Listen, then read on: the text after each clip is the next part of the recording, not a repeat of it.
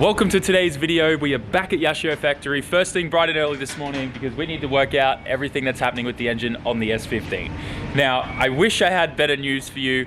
Unfortunately, I don't. Right off the bat, we've got some pretty bad news. I can't use my engine block whatsoever for our build. I'll show you in a little bit why, but we do have a solution, and I think we will still be able to have our bottom end assembly all finished by the end of today, which is amazing. And that's literally because we're doing this at Yashio factory and parts are plentiful here. Anyways, let me show you. So as you guys know, yesterday we discovered that there was a little bit of scoring on the crank. Okachan took a look at that and he said there was no problem. It wasn't deep enough to be any worries and it would just get polished out, no problem. So we knew that that wasn't going to be a problem. But then when I started decking the block with the sharpening stones to get all of the OEM gasket material off, we kind of made a bit of a discovery which makes this block kind of unusable for us. So it's very well known that the stock sleeves and SRs are kind of trash and they can do this. And once we got all the OEM gasket material off and we saw that it started separating there, we knew that this block wasn't going to be usable for our 500 horsepower 2-liter power goals. So this is still a really good clean condition block. It just needs to be re-sleeved. Okachan straight off the bat said, I'm going to take this block and I'm going to give you this block. And let me tell you about this one. This was a brand new from Nissan bottom end assembly block that Okachan got about a year ago. He used it for 6 months and then put a 2.2 liter in his car. This was a temporary engine he used just so he could make a couple events, and he's giving it to me now to use. So we got to disassemble this one today, check everything all out, make sure we're all good. Then we might be able to assemble our bottom end today, providing everything checks out. If everything checks out, we're good to assemble. Yeah, we'll know in a little bit. I'm just really grateful, obviously, because this thing is beautiful. It is brand new. Like, look at this alloy here. It's crazy. It needs a bit of parts cleaner and stuff in certain places where some oil's gotten on from sitting in storage, but this thing is like the virginest of virginest blocks. I know I keep saying that. I hope I'm not grossing anyone out. The best thing is the sleeves are all in good condition, great cross hatching and everything. So this is a mint block. And I guess I'm going to start tearing it down. We'll make sure everything's all good. So I thought I was going to be disassembling that block, but Okachan had other plans and brought my head here, and I've already pretty much done a lot of this off camera, and I got ahead of myself, but I saved one stem seal to show you guys. But as you can see, pulled off all the springs and retainers and everything. We got all the valves here with the little spring spaces down there as well. And you can see I've been removing all the valve stem seals. Super, super easy to do. You pretty much get this like special pair of pliers here with the little I guess you could use these for hoses too, but these are perfect for taking valve stem seals out. They latch onto the valve stem seal there, and you just kind of twist and pull up a little bit and they pop right off like that. And there we go. So now what we're going to be doing is putting new ones in, and some of these valves definitely they're going to need a little bit of cleaning up, and the head's definitely going to probably need a little bit of work, but this is just going to be preparing this for Okachan. So now this head is pretty much ready to go to the machine shop and get all the work done on it. And this is the brand new head that we're putting on my engine, which we're going to have to install new valve stem seals and all that kind of stuff. And we also will have to do a little bit of that. I can't think of the proper name. Someone please say in the comment section so I can refresh my memory. But where you put that like polishing cream on the valve and you spin it with the little suction cup thing. That's what we're going to be doing to this one, getting it prepped and ready for the engine. So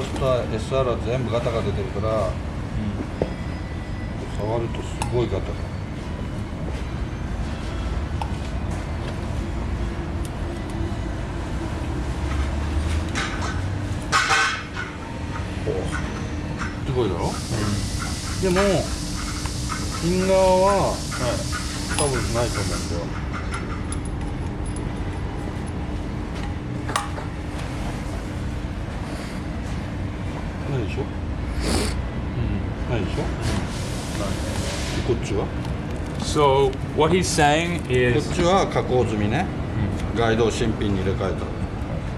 So what he's saying is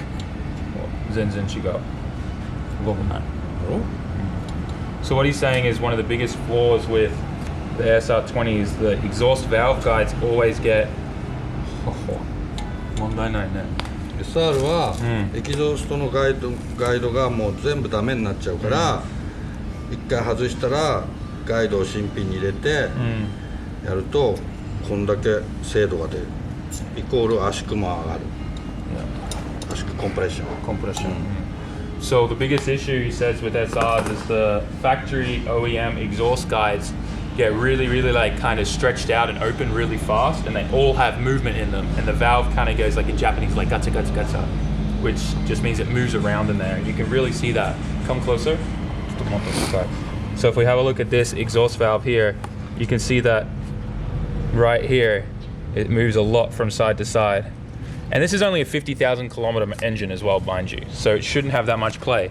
And then this one's got brand new guides in it, and it has no side to side movement. So he's saying that it's super important when you overhaul or rebuild an SR engine that always do valve guides and obviously stem seals and stuff. Redo your head, it's super important. So we've hit a little bit of stalemate with the head. We're just missing a few parts there. So I'm getting stuck into the block right now. I've already gone and removed like the water pump and a fair few other like water lines and hoses. Gonna get the oil filter block off, oil pump, oil pan, get those pistons and rods out, check the bearings and the mains and stuff on the crank, and then hopefully we can start assembling from this one. So let's, I guess, start up a time lapse and get going.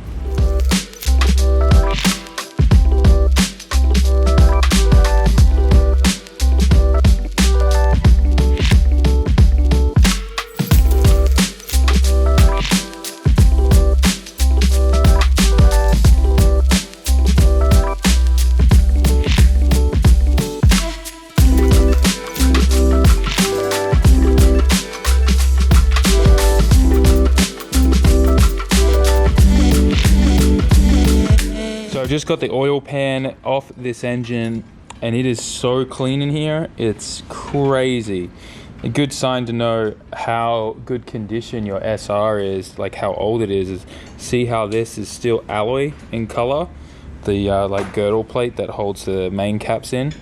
This is crazy. I've never seen an SR with such clean alloy girdle. Like if you look at mine, even though mine had low kilometers, you can still see that the girdle is kind of brown and stained from the oil. But this is still silver. Whew, she's fresh, all right. Gonna start getting the rest of this out. Crank looks pretty good so far from what I can see down in there. Looks nice.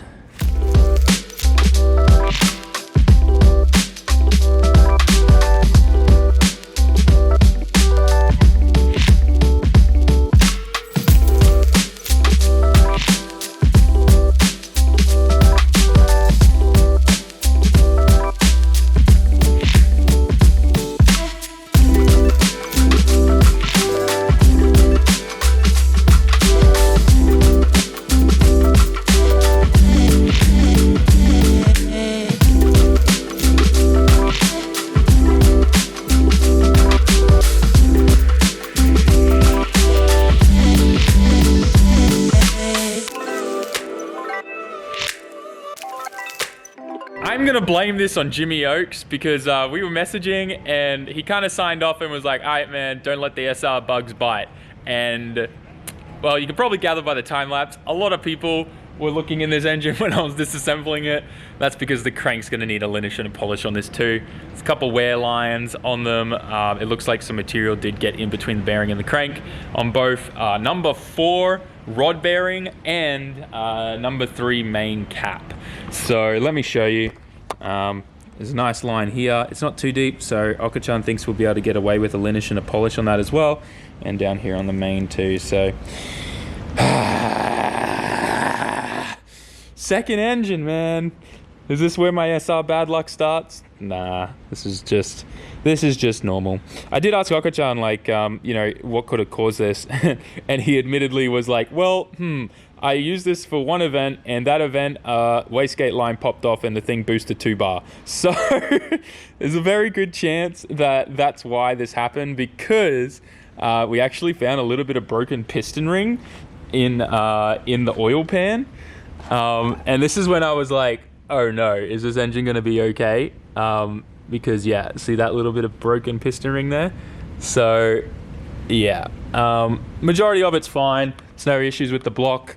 It's just, unfortunately, we're going to need to get this crank linished and polished. Not a big deal, kind of normal. And since this is going to go to the machine shop, we're going to take my old block, which Okachan's turning into 2.1 and crank, as well as my head. We've already got a new head ready to roll, so we're fine there. But I can't win, man. Oh, but can we just enjoy how clean this brand new block is? Look at it. It's freaking awesome. I just wish the crank was in better condition. Ah! Yeah, you can really see. Oh, that's oil in there, but yeah, that's oil. It's just oil. Thank God. I thought there was like more grooves in there, but that's just oil lines. All right, well, we're going to get this crank out and get everything prepped and ready for the machine shop, which will drop off tomorrow. And maybe what I'll do is I'll start polishing the valve heads on this into the head and get that ready for new valve stem seals, which we also don't have. And we're waiting for those to come next week, Tuesday. So maybe a little bit of a break on the SR build, but at least I can start pulling everything out of the engine bay. That thing needs to get stripped out for paint. To say I'm frustrated would be an understatement right now. Damn USR! It's a new day here at Yashio Factory, and you can probably see behind me, a lot of things have changed. The GTR is now out of the shop, and Okachan's kind of wrapping that up now. That one's been a long build, probably about a total of a full year. The car came in and had terrible paintwork and stuff. The thing got completely repainted. All glass was pulled out, new seals, everything. So that's a big job. And then turbos were blown on it, so they had to wait a long time for new turbos to come in and all that kind of stuff. So that one is finally done and looking good. The guys are out there giving it a clean right now. And then a little update on my engine situation.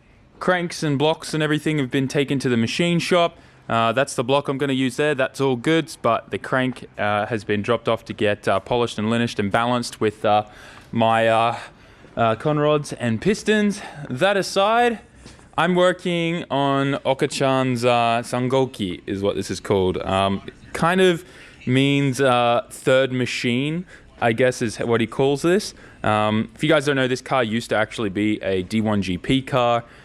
It's got a HK's 2.2 stroked SR20 in there, and a really nice hypertune intake manifold. Now, unfortunately, we're not entirely sure what's going on, but it seems like the whole bottom of the intake manifold has cracked and split. So my job today is to remove this thing off so we can get this fixed, because this is the only car we have to drift this week at Okajuku, and we're all going to take turns and just kind of pass this car around. So this thing's really cool, V-mount. It's got nitrous and stuff. We don't use nitrous on there because, I mean, this thing just doesn't compete in D1 GP anymore. It's not really what I would call a competitive car anymore for D1 GP with an SR20 base. And I think the last time this ran in D1 GP was at least 10 years ago. It actually used to have a really big HKS T04Z on there. But anyways, that aside, I'm going to get started into it. I've already kind of removed the fuel rail and stuff, which has given me a lot of space down there to get to all the bolts that bolted onto the head. Hopefully I can have this off within the hour, and we should be able to have a look at the damage and see what needs to be repaired. Just got the Hypertune manifold off, and we've made a pretty interesting discovery. So Okachan didn't build this car when it was in its D1 GP stages. It was a previous team and mechanic. They did some really, really strange things that, in my mind, is kind of common sense, but you got to realize in Japan, they don't really deal with a lot of aftermarket intake manifolds. So while they kind of braced the manifold like they would do for a stock factory one, that is not what you do with a Hypertune one. So let me show you. Over here, you'll see the manifold, and a fair few customizations were made. Now, adding a couple ports here is fine for sensors and whatnot, but what they added were these two like bolting points, one here and one here. Now, what this did was it caused it to flex in only these places, which then split the manifold all around the welding points and the penetration marks inside the manifold. It might be really hard to see. We'll try. You can kind of see it there. Oh, there you go. We got a light there. So it is cracked the full way around that point where it was welded, and then same up here. You can kind of see that crack right around those weld penetration marks.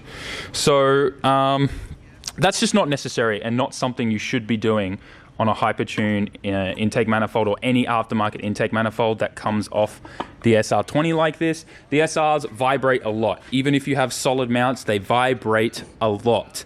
And This alone, this billet piece here that bolts to the side of the head, is enough to support the intake manifold. You don't need to build braces like this. All right, that's just gonna transfer vibration straight into these little welding points here and cause it to crack and split like it just did. So we're gonna remove all of that. There's also some really weird coolant routing stuff under here that we've discovered. We're gonna redo a lot of that. For some reason, this guy did some I have no idea who built this previously. But for some reason, like, there's a lot of AN lines here. It's a V-mount, so like, why would they keep the heater hose set up like this? Like, there's no heater in this car. It's a D1GP previous comp car. Makes no sense that they would keep all this stuff here. These can be capped off and sealed, and then you just have this line here. Well, you would use an AN line going to the bottom of the intake manifold. For some reason, he hooked up the heater lines back to the radiator. Like, it just doesn't make sense. It's just so weird. So we're probably going to make some changes in here, but we need this car running for Wednesday. So we may have bitten off a little bit more than I could have chewed. Also, they use studs on this. When you're running a hypertune manifold, you really want to use bolts so that you can get in there, undo it, and take it out without it hitting the master. So we're going to pull these studs out and use bolts as well, and that'll solve that problem for us. Master, I meant booster, the booster, master back, whatever you want to call it. But yeah, anyways, that's what we found. Today's lunch is noriben, which is short for seaweed bento, seaweed lunchbox, I guess is the correct translation. There's fish and other cool tempura things in here with seaweed across the top and rice underneath. So super basic, but super awesome Japanese lunch. Got some sauce to put on the top. Chow down on this and back to work, and we can start working on the head. Finished lunch, and it is now time to work on the head for the engine. We can at least get this ready so that all we have to do when the crank comes back is assemble and pop this thing straight on. First thing though is, because this has new valves and valve guides have been cut, we need to make sure that we polish them to perfection. So what's going to happen is Okuchan's going to come in a little bit.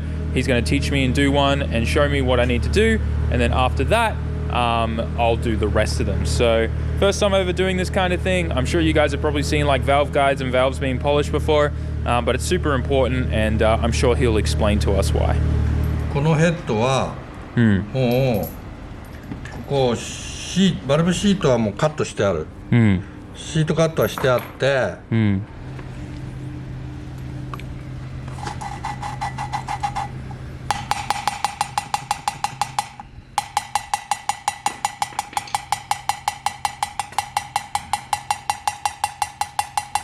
So this is going to be really hard to film with one hand, but I've already done these two, and essentially this little tool here is like a little suction cap.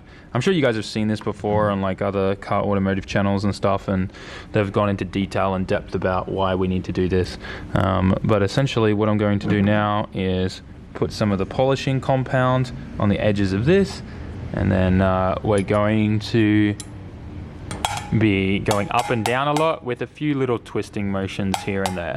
Okuchan said you don't want to just sit there and like spin this around non-stop, because that'll take too much off. And apparently that's a common mistake, he said, that a lot of people do. You'll find that a lot of engine builders in Japan will be doing the tap with a little twist here and there, because that's really like mimicking the true travel and how the valve's moving in the head. And he said that that's really what you want to do when you're polishing it, so that you don't cause anything weird to go on. I don't fully understand it, but I'm just going to do exactly as he's taught me.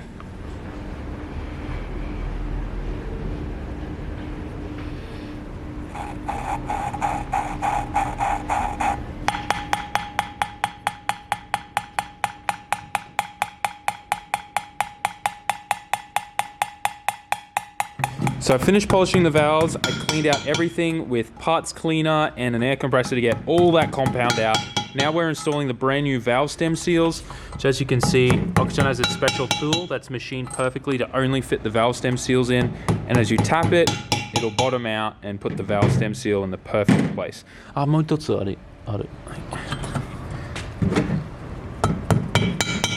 we go. So they're all installed now. No. All installed now, and ready to go. そう。これで調整して、はい、パチンといったらそういうことスプリングを戻すと、はい、OK。 OK、 わかりました。わかる？頑張ります。で So now it's my turn. I've been doing the exhaust side. This is so like satisfying, like therapeutical. I highly recommend it. Like putting your own engine together, especially if you have someone that can teach you, it is well worth it. This kind of stuff, I guess, like people don't get taught that much anymore, you know? Like how many dads and stuff work on their own cars these days, right? So we're compressing the spring and we're using tweezers. I'm grabbing the retainers one by one and slipping them into place. Just like Oka-chan taught me.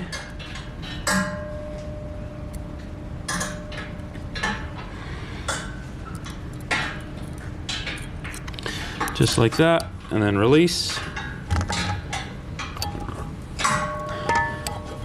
And we're done. Moving on to the next one. Just like that. So much fun. Literally like the most satisfying, relaxing thing I think I've ever done. We're not going to be able to assemble the full head today. One of the valve stem seals failed on us. So we'll have to wait till new ones come in on Tuesday. But at least we can get the rest of them done. So the last step to all of this is we're going to put oil on top of each spring, like where the retainer is. And what we're going to do is just kind of help them seat into place properly by giving it a little bit of a tap. So we just kind of fill that up with the oil. And then we just give them a little double tap, just a light one, and that helps them seat into place correctly. This is what Oka-chan taught me.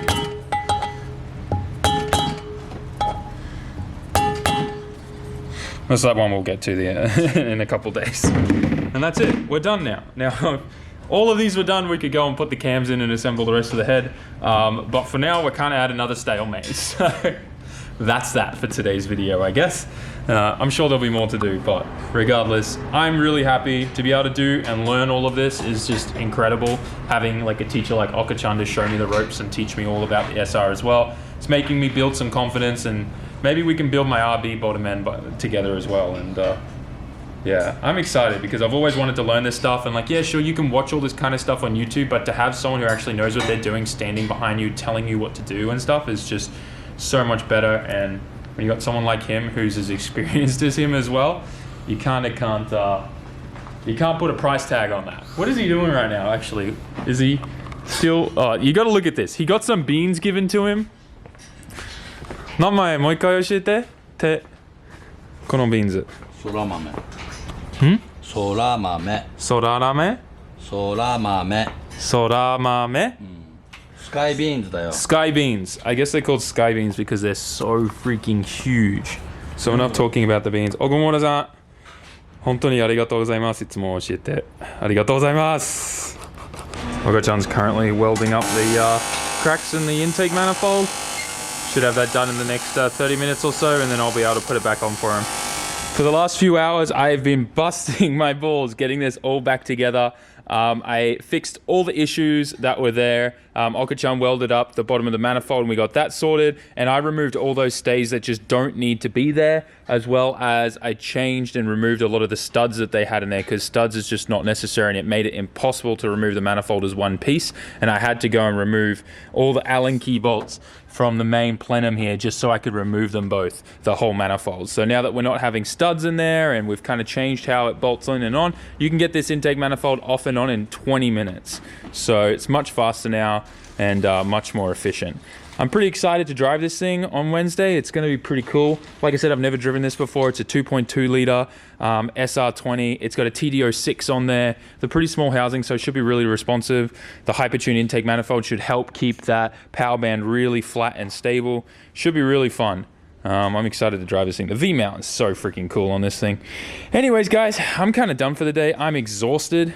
We definitely got a lot done today. the head is pretty much ready for us to be able to get one more valve stem seal to put that valve back in there and finish it, and then we can go with putting the lifters in and everything like that. I actually took all the lifters out and got them soaking in engine oil right now, so that come when it's time to put them in, it'll be much easier. I wish I kind of got footage of it because it was kind of crazy, all the really like slow bubbles coming out of them.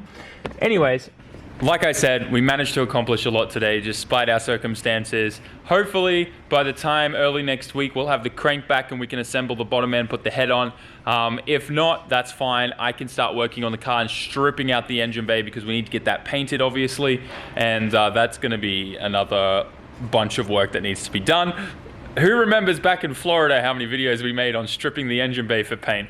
That was kind of ridiculous, but different situation. We should be able to get it all done in one day. But that aside, I'm so excited for this and I hope you guys are too. That's gonna be an upcoming video and I will catch you all in the next one. Peace out guys, get some SAMMIT merch. Still plenty of the JZX100 shirts and some mystery shirts left, so don't sleep on it. SAMMIT.net. I'll see you in the next one. Peace out. Jamata.